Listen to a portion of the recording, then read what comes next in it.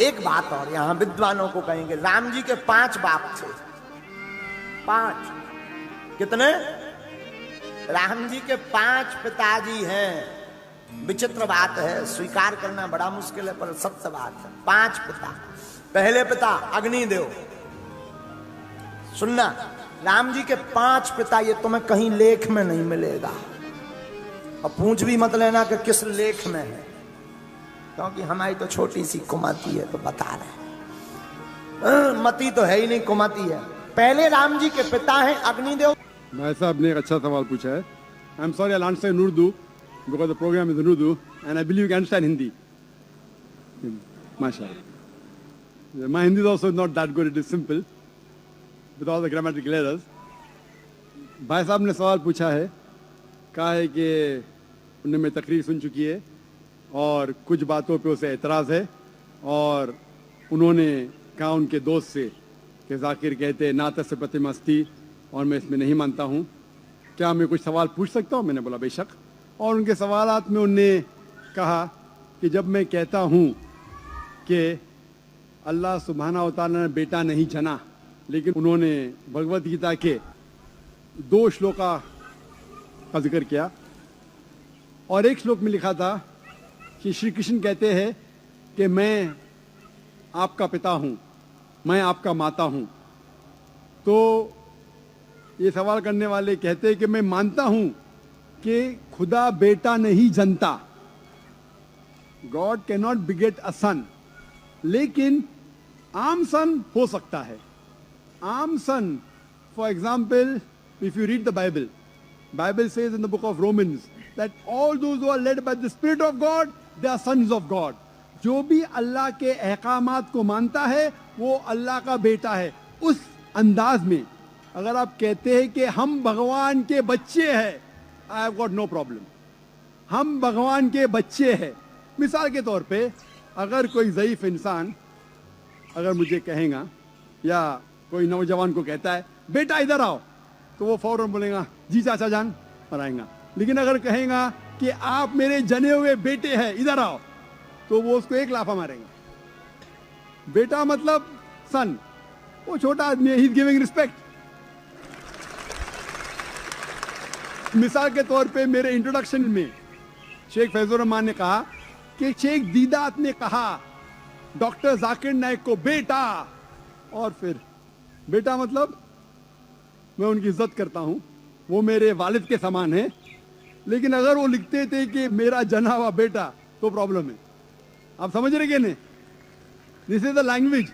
तो इस तरीके से अगर आप बेटा कहते हैं और कहते हैं कि गॉड इज फादर, तो अगर आप कॉन्टेक्स्ट में देखते हैं कि वो हमारा पालने वाला है, वो हमारा खालिक है, वो हमारा रब है, उस तरीके से आप कहते हैं, मुझे कोई भी प्रॉब्लम नहीं। लेकिन इसीलिए कुरान मजीद में 99 सिफत है अल्लाह ताला की, उसमें से अब जो आसान है जानबूझ के नहीं लिखा है, लेकिन रब जो और मुश्किल है, रब बोलना अब से और मुश्किल है, जानबूझ के अल्लाह सुब्हाना व तआला ने है, बनावटी है, ये बाइबल में था ही नहीं।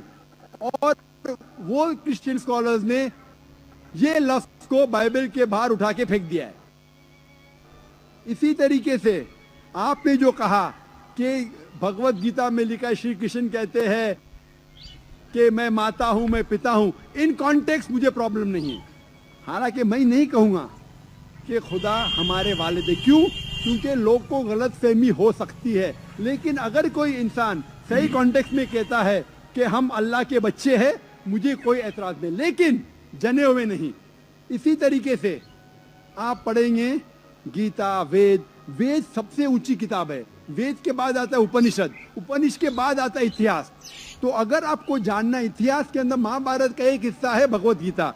अगर आपको कोई शक है इसकी मानी में क्या हो सकता है, अगर 2 मानी निकलती है, तो आपको जाना चाहिए वेद के पास या उपनिषद के पास। आप अगर उपनिषद पढ़ते हैं, श्वेताश्वतर उपनिषद चैप्टर नंबर 6 वर्ष नंबर 9, उसमें लिखा है ना से कसिज जनिता ना चदीपा, जिसके मानिए उस भगवान, उस खुदा का ना वालिद है ना वालदा है। He has got no superior, no father, no mother। मैं कंप्लीट करता हूँ फिर मौका दूंगा। इसी तरीके से आपने कहा कि मैं ना तस्वीर प्रतिमा अस्थि को नहीं मानता हूं। क्या आप वेद को नहीं मानते? आप ये कह सकते हैं कि मैं जाकिर जो ट्रांसलेशन देता है मैं उसमें नहीं मानता हूं, तो मैं जवाब दे सकता हूं।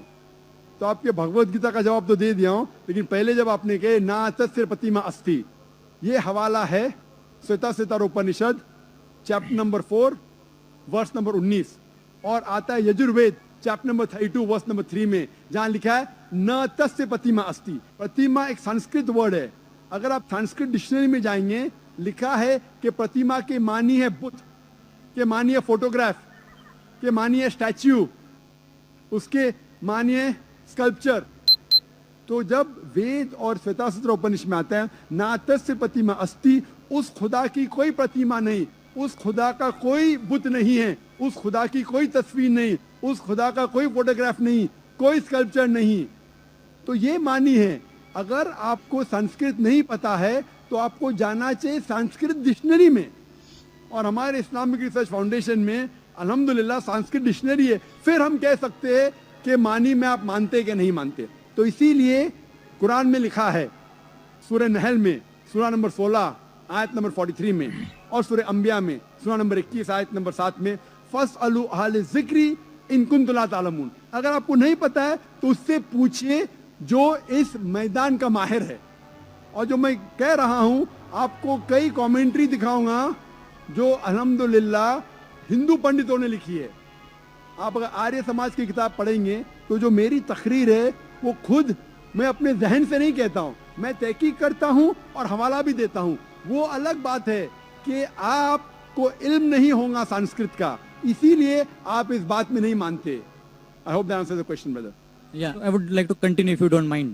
First part, what you said was that we all are sons of God. If we say that, there is no harm. And as of saying that we are begotten sons of God, that is not accepted, and that is true. So my kind request is that when you speak, because when you said, people carry this in their mind, that anyone who says that you are sons of God, the Muslim community will oppose. So that will just create a disharmony without understanding the context. So that was my concern. Just hold on. There is never a disharmony, brother. If you say we are children of God, most Muslims will not object. They only object when a Christian says that Jesus is son of God, peace be upon him, because we know the context. We object when you take a deity's name and say that this deity is the son of God. Most Muslims will not object if you say that the human beings are children of God. I don't know any. So what? Because we know the context. That's the reason, brother, when you ask a question, you should realize, in general terms, son means begotten son. It is a dual meaning. When we use son, it's just in context. So therefore, we are very careful. We don't want anyone to misunderstand. हम ये नहीं चाहते कि गलत फहमी हो, इसीलिए हम जानबूझ के ये भी नहीं कहते कि हम बेटे हैं खुदा के, वो बिल्कुल गलत हो जाएगा। अगर कोई गलत फहमी लेता है मेरे अल्फाज से, हम इसीलिए वी आर वेरी केयरफुल, हम जानबूझ के एहतियात लेते हैं, और ऐसे अल्फाज जिससे गलत फहमी पैदा हो सकती है, खुसूसन खुदा के लिए, भगवान के लिए, हम क्या करते, तहकीक करते हैं, और we are very careful that not to use this.